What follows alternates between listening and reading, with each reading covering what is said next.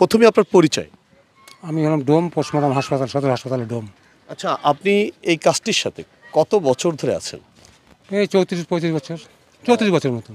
কাজটি করতে গিয়ে আসলে কোনো ধরনের আপসেট বা কোনো ধরনের ভয়ভীতি লাগে কিনা? ছোটোবেলায় আমি বাবার সাথে থাকতাম, বাবার সাথে আস্তে আস্তে করে ভয় ভয় করতাম, ভয় ভয় ভেঙে গেল আস্তে আস্তে। তখন আস্তে আস্তে ট্রেনিং গেলাম, প্রথম তো ভয় করতো। আপনি এই পর্যন্ত কতগুলো আসলে মানুষের পোস্টমর্টম করেছেন?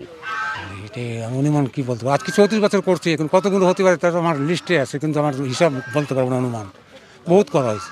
আমরা দেখলাম কিছুক্ষণ আগে আপনি কবর থেকে আদালতের নির্দেশে এখানে নির্বাহী ম্যাজিস্ট্রেট ছিলেন, এখানে শরণখোলা থানা পুলিশ পরিদর্শক তদন্ত রাধেশ্যাম সরকার ছিলেন, এখানে উপজেলা অন্যান্য কর্মকর্তারাও ছিলেন, স্বাস্থ্য কমপ্লেক্সের প্রধান ছিলেন। তা আপনারা যে লাস্টে উত্তোলন করলেন, এখানে কি কি আসলে পাওয়া গেল সেই বিষয়টি জানতে চাই। ওই লাশ পচিয়ে গেছে, এখন কবরতে নামিয়ে দেখছি একদম গলে গেছে, কাপড়ের সাথে জড়ায় ওটা আবার উপরে তুলে দিলাম, কিন্তু পচিয়ে একদম সবই হয়ে গেছে, খুলে গেছে, খুব গন্ধ হয়ে গেছে।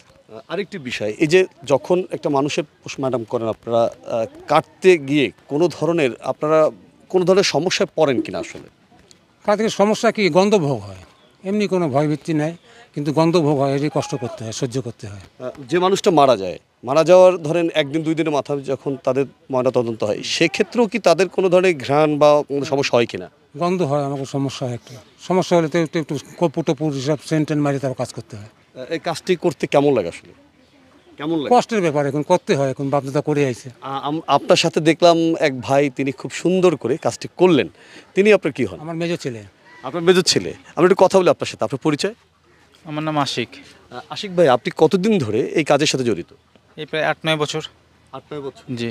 আজকে যে এখানে কাজ করলেন, বিশেষ করে শরণখোলা থানা পুলিশের পুলিশ পরিদর্শক তদন্ত রাধেশ্যাম সরকার স্যার সহ অন্যান্য পুলিশ কর্মকর্তারা, ইউনো যিনি রয়েছেন নির্বাহী ম্যাজিস্ট্রেট, সবাই কেমন সহযোগিতা করলেন আপনাদেরকে?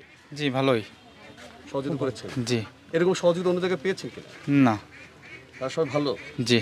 আচ্ছা, আপনি যেহেতু অনেক আগে থেকে আপনার বাবার সাথে আপনি আছেন এই কাজ করতে, কেমন লাগে আসলে কাজটি করতে? আসলে আমার কাছে এটা ভালোই লাগে, কিন্তু কষ্ট লাগে যেগুলো মারা যায়, ছোট ছোট বাচ্চা, ওইটার করতে কষ্ট লাগে। কখনো কোনো সময় ইমোশনাল মানে আবেগ প্রবণ হয়ে পড়েছেন কিনা কখনো কাজ করতে গিয়ে? না না, এরকম কোনো কিছু হয়নি এখনো পর্যন্ত। মানে চোখের পানি পড়েছে বা আপনারা একটু কষ্ট পেয়েছেন, এরকম কোনো কাজ?